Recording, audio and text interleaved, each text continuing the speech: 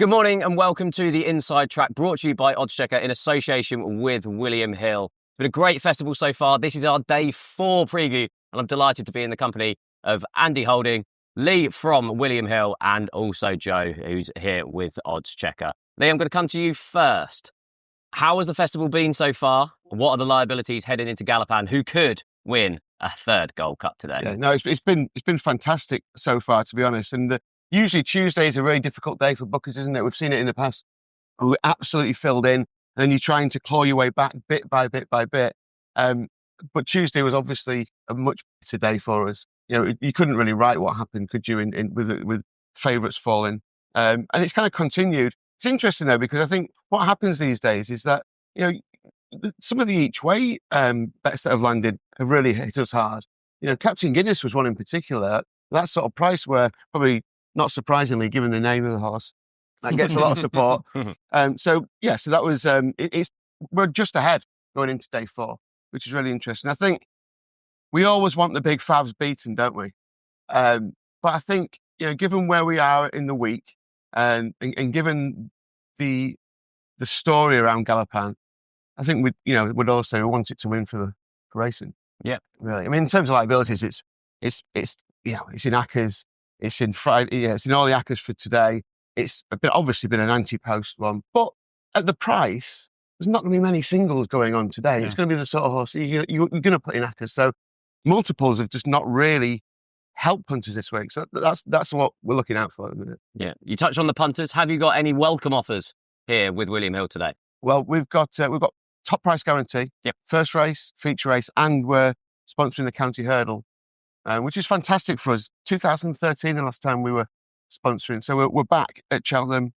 It's been a big thing for us this year about getting back at Cheltenham. And you know, our tagline is, you know, Cheltenham done properly. And we've really tried to kind of make sure that the offers are good, you know, obviously the free bets. I know it's a very competitive marketplace, but, you know, we've really made a big effort on the product, how it looks. You know, we've got units at Cheltenham Racecourse as well, which are fantastic. So we've got a really strong offer today. I think the top price guarantee has been really good. Best odds guaranteed, of course, for punters as well. And you know, you guys at Oddschecker, you know, have confirmed the first 3 days we offered more top prices than any other bookie. That's day 1, day 2, and day 3. So, you know, I'm bound to say it, aren't I? But if you're going to have a bet, you might as well do it with William Hill, aren't you? Definitely. Right, we're going to crack into our preview, but stay tuned for later on when we will have an exclusive with AP McCoy. Andy, we've been talking for months around the Triumph Hurdle. We have. Anyone that's watched any of the Oddschecker content will know that you are a huge East India Dock fan. Yeah. State your case. I think even an amoeba on Saturn would know that I fancy East India Dock. So much so that I've adorned the yellow colours. Unfortunately, I haven't got black and white striped sleeves or a white cap. But if I could find one, I'd definitely stick them on. Yeah, I've been a big fan of this horse, based on his time figures all the way through the season. I'm sure everyone's completely and utterly bored, senseless with how I've gone on about all his performances, but he's just been so brilliant. Time figure wise, you've got to look back to our Connor, that kind of level, to find a horse who's managed to run to East India Dock's standard. He's won round here twice.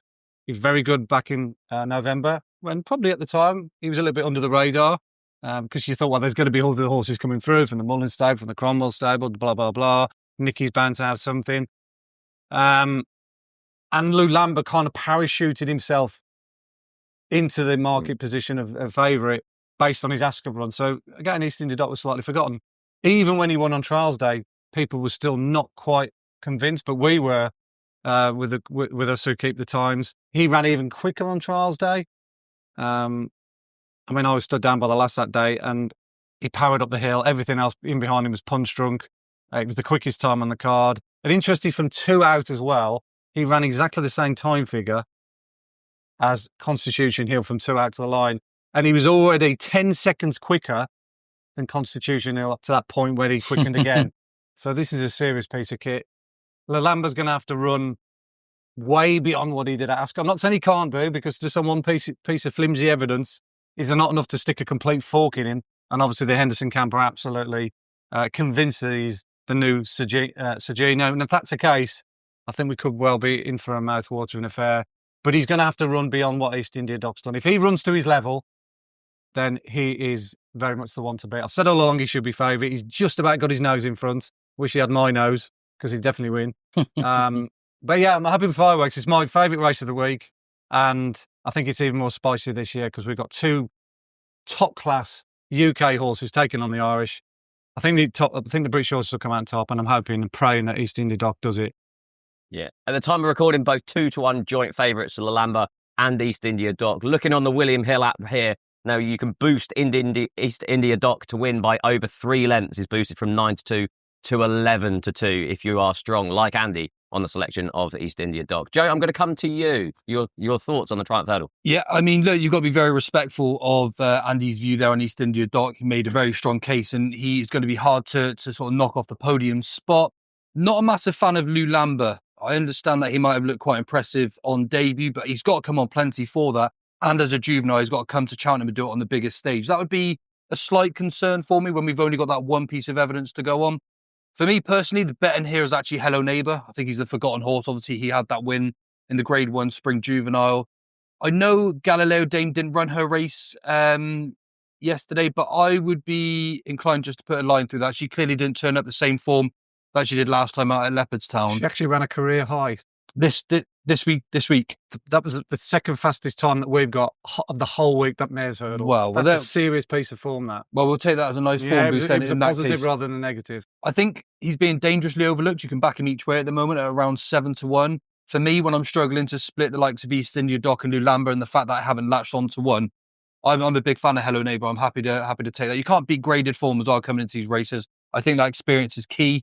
I think he's a stonk in each way, but at 7-1. Yeah, Lee, I suppose probably the biggest liability you've got in this is the Rachel Blackmore factor with Blue Lemons. Yeah, in from 33s to 14s. Obviously, the two winners, and she's so popular anyway, isn't she? Yeah. And happens to be on a Mullins horse as well. It's a lethal combination for punters, isn't it? And for bookies to soak up. And let's see how much shorter that goes as we progress through the day. But yeah, Blue Lemons, and as Andy said, at the moment, if you agree with the East India Doc idea and the speed figures and the performances and it all stacks up, then 2-1, you'd have to say probably strike a little bit of value in your mind. What the 3 length, you mentioned the 3 lengths price boost. Is that doable? Well, given the way he passed clear to the line, if Lalamba doesn't run up to scratch, maybe like Joe said, then he's just going to keep galloping. He's not going to stop East India Doc, isn't he? Because he's been up the hill twice. Yeah. So that's assured. So if you've got horses who are not used to running at the level he is, he could easily just power clear, yeah. Yeah, so that's Connor won by 10 lengths, didn't he? So it's possible. 11-2 price boost. You're listening to Andy, it's very convincing, isn't it? A top price guarantee on that. Yeah, the first race as well. So yeah. Look, Blue Lemons, let's see how short that one goes. 14-1 at the minute, but that'll be the worst result for us probably by the start of the race. I would imagine so. Next race is the 2:00. It's the William Hill County Hurdle. Here you've got Cargeese has shortened in the market since the booking of Paul Townend. Lark in the Morning, last year's Fred Winter winner in there as well at 7-2. Last year's winner Absurd there at 6-1. McClory, who won well at the Dublin Racing Festival, next in at 8-1. Joe, I'm going to come to you. Wide open County Hurdle. Yeah, I mean, I find it very intriguing for start that Paul Townend has jumped off last year's winner. He was his only ride, obviously, at the Cheltenham Festival last year with regards to handicaps. To ride Cargeese here, who I've been a big fan of for a long time since she's been a juvenile. Obviously, she's got that form in Matchborough, Sir Gino. And I know a lot of people were crabbing her star because she's a very keen going sort, but the faster they go here in the county, it's probably going to suit her quite nicely, and she'll be more efficient and more likely to run her race. I'm really struggling to get away from the fact that Absurd comes here off pretty much the same mark. He's won at listed level. He ran really well in the Melbourne Cup. I do think this is going to be a straight shootout between the Mullins pair. I'd probably side with Cargeese on the Townend factor. That has to be significant, Steve. I know Absurd was good last year, but I think there's a lot of pace in this race. The quicker they go, it's only going to suit Cargeese a little bit more. Yeah. Andy, we were out on the track a couple of days ago. We saw Cargeese. It's interesting, the second lot for Willie Mullins, they all stayed in a group other than her. She went off by herself. She's a keen going type. Yeah. Ryder a bit differently, don't they? Yeah, they do, yeah. It's interesting as well, looking at the coats and the disposition of Willie Mullins' horses. Some of them don't look like absolutely pristine. It's the way he clips them. They don't catch the eye in the pavement, but she was absolutely opposite. She was almost like a seal, wasn't she? Her skin. She looked absolutely fantastic. I think she's got a leading chance today. doing my column today. Obviously, I couldn't already tip East India Dock because I've already put that up. So I've actually got nap on Cargisi, even though technically speaking, East India Dock's my nap. But I'm really keen on her chances. She was a bit keen first time out in a small field that didn't really suit her. That didn't play into her strengths. But her best run last year was in the Triumph Hurdle, and she was second to the mighty Margeborough. She was a bit more settled that day. As you say, the faster they go, the better she'll be. She comes from a stable that generally do really well in this race. I mean, State Man won it. They've won it with Absurd. It usually goes to Mullins or Skelton.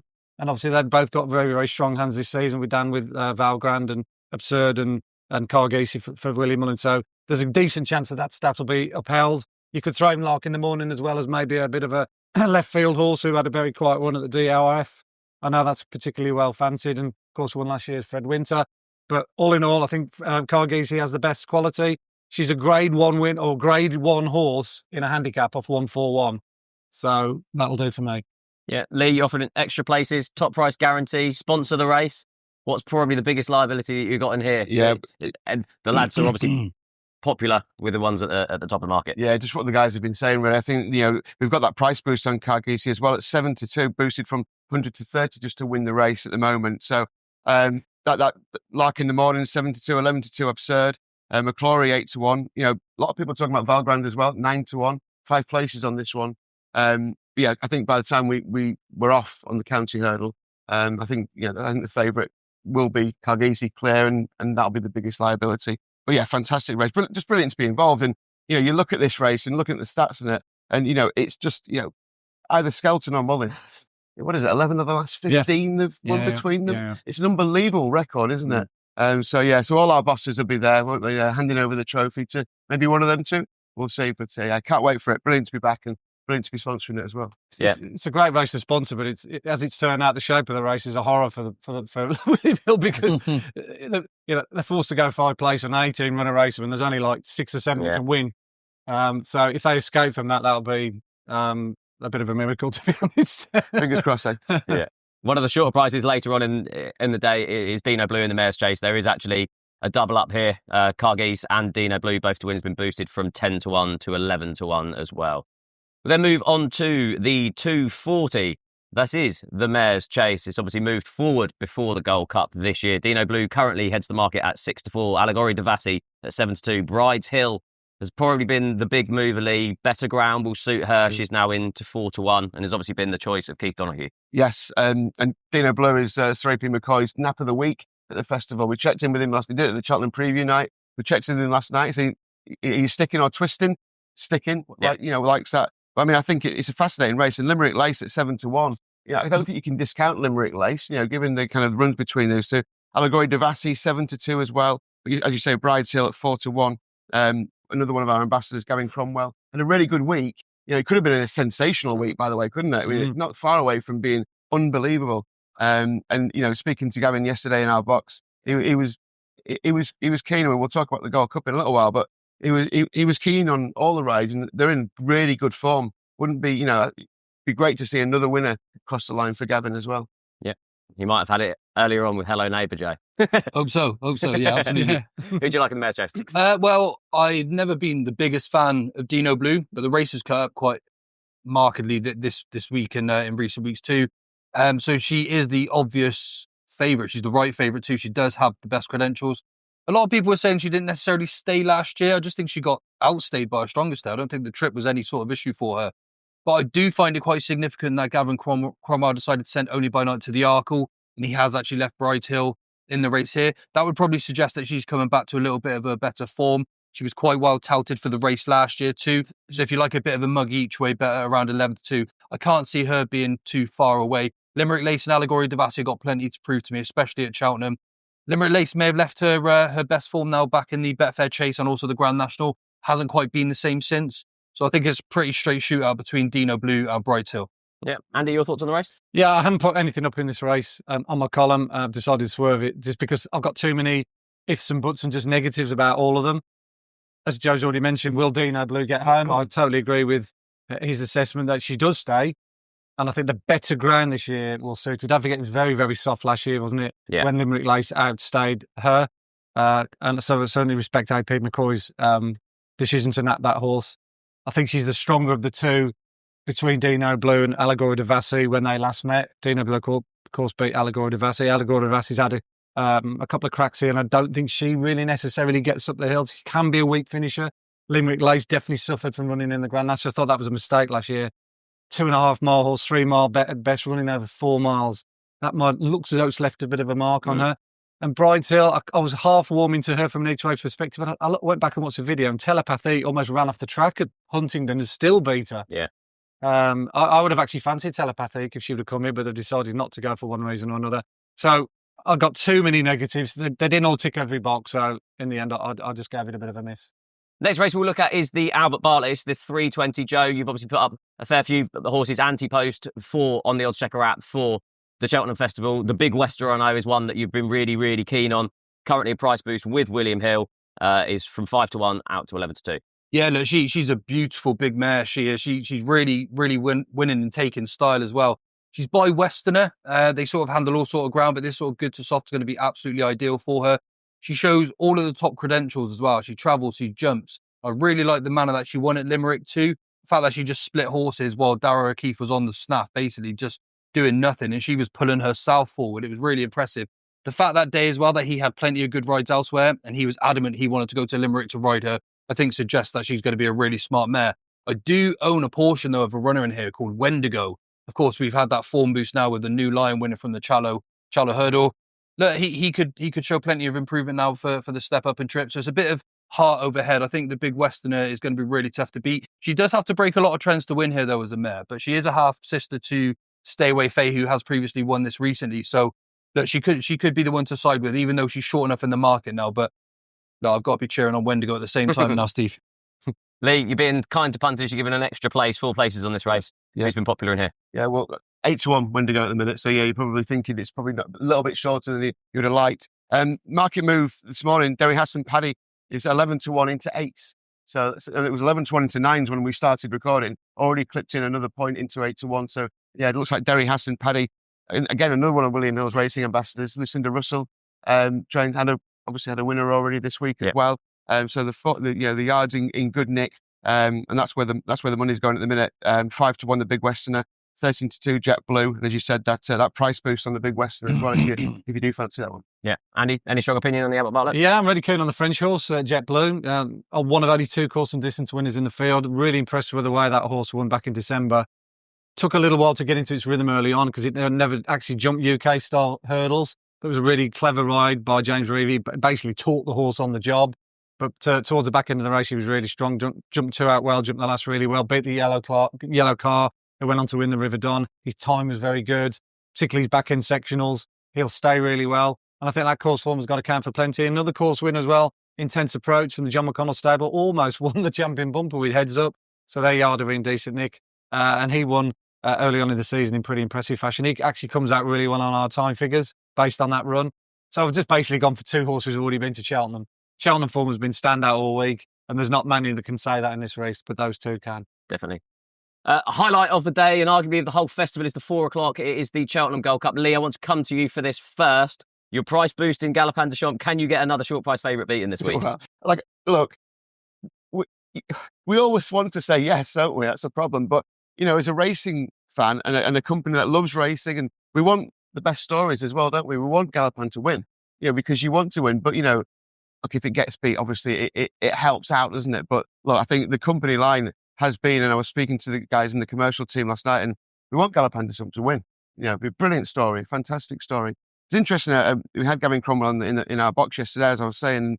He's like, trainers they don't give you too much, do they? Gavin Cromwell wouldn't give you too much, no. But he was quietly confident about, I know the way you're thinking. We've seen a little bit of money. He went into 6s, has just drifted out to 13-2 as we've been on air. It was something where, you just think, A twinkle in his eye. Yes, that's what it was, Yeah. Andy. It was a twinkle in his eye. Yeah. And you just think, well, it is. And I don't know. I mean, it can, I know the way you're thinking, beat Galopin de Champs. We've seen this. Normally, I think you'd say no, wouldn't you? But this week, we've seen so many problems and all the features, there's been a struggle for the really short price favourite. So to answer your question, we want to see Galopin de Champs win. But if it doesn't, Maybe another way. Win-win. Yeah. Win-win for you, Win Lee. for the bookies. Yeah, That's absolutely. never the way, is it? Win-win for the bookies. You're not going to take that much of a hit on Galopin de Champs. No. There's not many. I mean, obviously, the short price guys will get stuck in, but it's a brilliant result for bookmakers. Really, if Galopin de Champs wins, it's a win-win situation. You know, they'll win it back on a football match if Galopin de Champs wins. It's not going to break the bank, is it? No. Stay tuned to see if our pundits also fancy Galopin de Champs. And before we hear what our pundits think around the Gold Cup, I'm delighted to be joined by AP. AP, thanks so much for joining us. Are you looking forward to Gold Cup Day? Really excited for Gold Cup Day. I'm working on ITV, so it's going to be great to watch it. And Gold Cup Day is what jump racing is all about. The Gold Cup is the highlight of the week. Does Galopin de Champs get beat? Does Galopin de Champs get beat? It'd be a huge surprise to see Galopin de Champs. If, you know, I just think I know we've had Constitution Hill and Statement, what happened in the Champion Hurling, and John Bond got beat as well, Tiabu got beat. So the three supposed short price favourites, the three big races have all got beat. But I'd be surprised if there's a fourth. And for you, what has been the most impressive performance of the week so far? My most impressive performance of the festival so far, I think, was Factify yesterday. I think he was a brilliant winner of the Ryanair. A lot of people would say maybe he should have ran the Gold Cup, but who knows? He might do next year, but he was an unbelievably impressive winner. And what has been the biggest disappointment this week? I suppose for me, John Bond getting beaten, I think things didn't go right. A lot of people would say that he didn't like Cheltenham, that he's got beaten 4 times. John Bond hates being behind. He missed the start, doesn't jump as well, made a horrific mistake. For a horse that doesn't like Cheltenham, I don't know how he managed to finish second. So John Bond getting beat was the biggest disappointment for me. And finally, it's great that William Hill are sponsoring the County Hurdle. Have you got a fancy for the race? Yeah, great to see William Hill back. Willie Mullins, a lot of people have been saying for a very long time that whatever Paul Townend rides in the County Hurdle is probably the one. Cargeist is the one that he's riding. And last year's winner, Absurd, who ran really well in the Melbourne Cup as well. So those are 2 really good horses. I think Cargeist or Absurd for the William Hill County Hurdle. Thank you so much for joining us, AP. Now, Andy, who do you fancy for the Gold Cup? Yeah, similar, Steve, to what I did the other day with Marlborough. Obviously, there was a possibility that Marlborough might come unstuck, but I took him out of the equation, and I've done exactly the same in the Gold Cup with Galopin de Champs, fully expecting him to win. But, Mike Collum survives on kind of, looking for decent odds, and I can't not really tip in the Gold Cup. One of the biggest races of the season. So I'm thinking, how on earth can I come up with something here? Is there another way to skin a cat? And similar to what Laser said there, I think I know the way you're thinking is the answer to either each way punters or, as I've done, bet without the favourite. Because I genuinely think he can win. I don't think being mythical, you won't be like scratching thinking, how on earth did that win?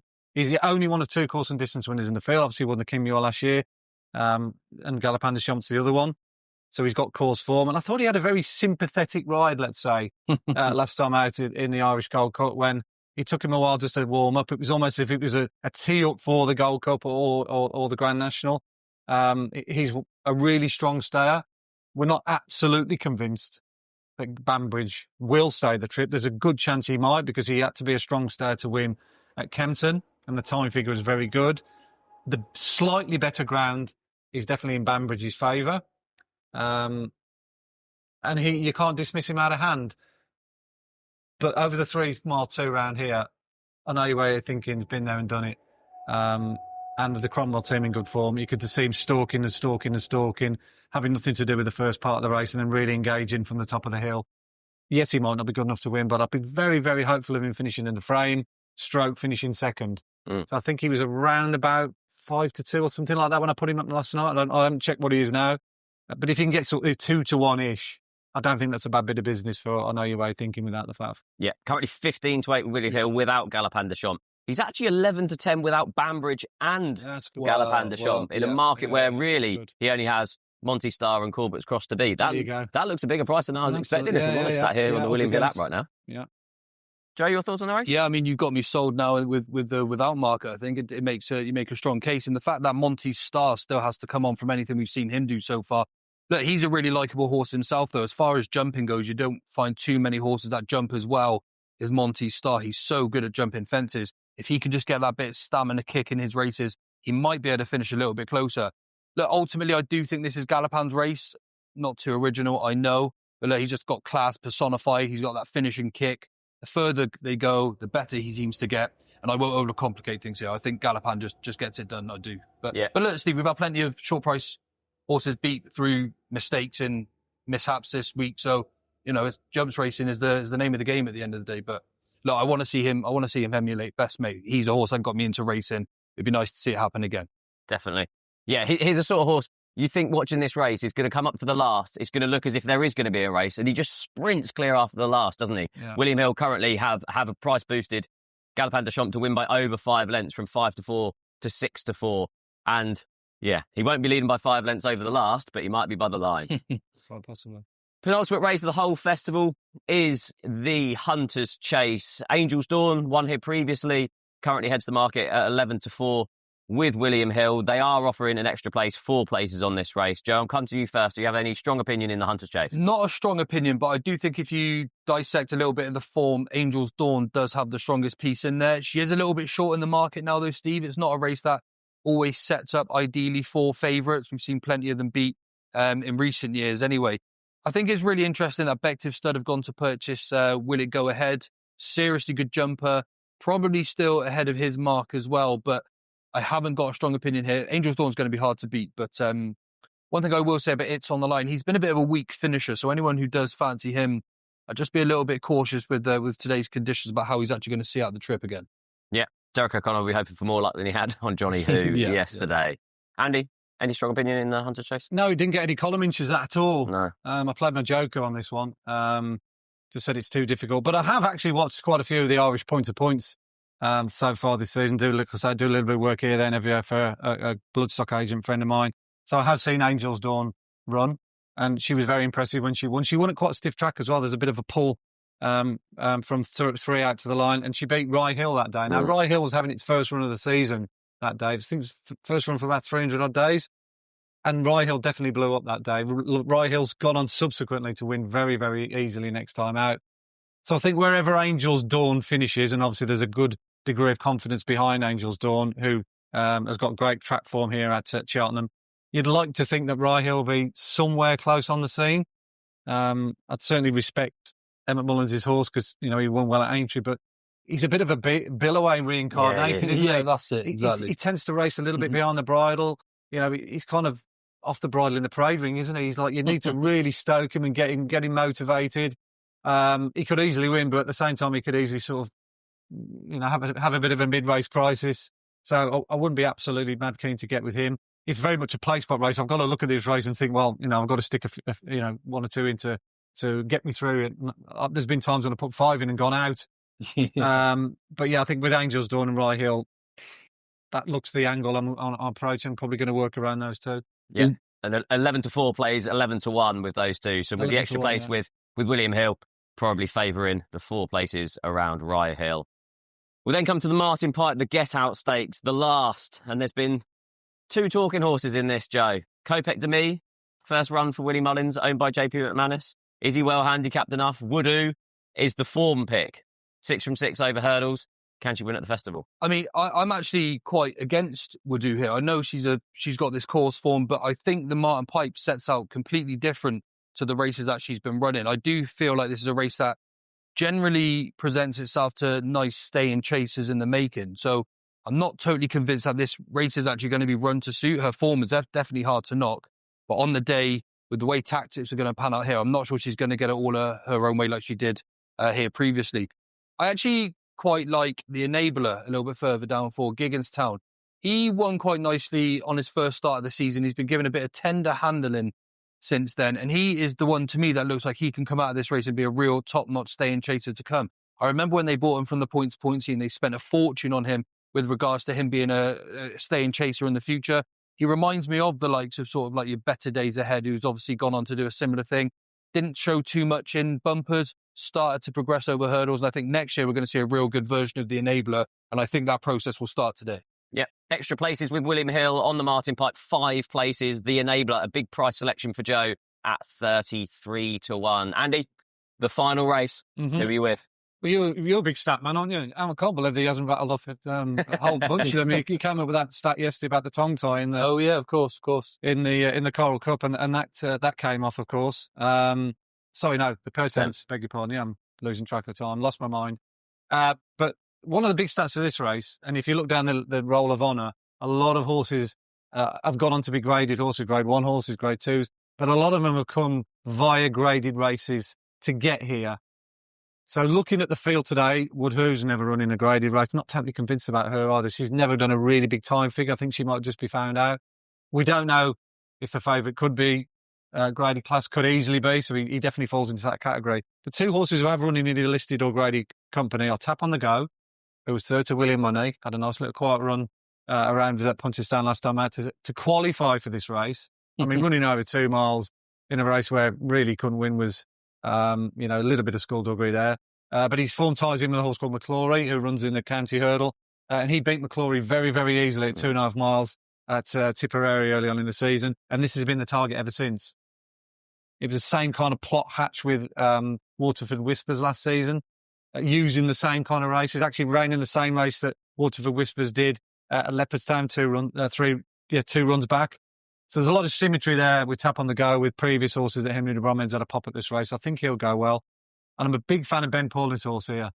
No questions asked. On the circuits I've been doing with the preview nights, sort of 2 weeks ago, this horse was 50s, 40s, 33 to 1. And that Sydney Banks form is really, really good. I'm hoping that Jax Jr. will go really well in the Albert Bartlett in the race before, and I think he will. But that was a strongly run race. And it was only 5-6 runners, but they went a proper gallop. He's actually top of our numbers based on that run. Ben gave him a nice little sneaky run, similar to what Henry did with Tap on the Go to get qualified when he was 8 on at Ludlow about 3 weeks ago. So he comes here a little bit under the radar, but he's a very consistent horse. He's a strong traveller. And I think we could still get sort of 18, 20 to 1 about him this morning with sort of 5 or 6 places if you shop around. It would be great to see Ben to have a winner as well on the basis that he couldn't bring the jukebox man here. I know. He would have had a great chance in hindsight. I know it's easy to say, but it would be nice to see him cap off with a winner with what he gives, and obviously being a local trainer, not having the jukebox man to go to war with as well. So and they've run by and large okay this week. Diva Luna ran a face off yesterday, a massive career high. Henry's friend was 5th or 6th in the Ultima. There's been 1 or 2 that have run okay, but this is one of his sort of stronger chances of the week. So off 138. He's like I say, not many people are talking about him other than me, but I think he'll really run really well. So 2 against the field in the last. Tap on the Go. No questions asked. Yeah, no questions asked. The bigger price of the 2, 22 to 1, 5 places with William Hill. If you do think Kopek Demi is a graded performer in a handicap, William Hill have boosted Kopek Demi to win by over 3 lengths from 15 to 2 out to 17 to 2. Thank you very much for joining us on these previews this week in the Racing Room. This has been with oddschecker in association with William Hill. Please remember to bet responsibly and good luck on the final day of the Cheltenham Festival.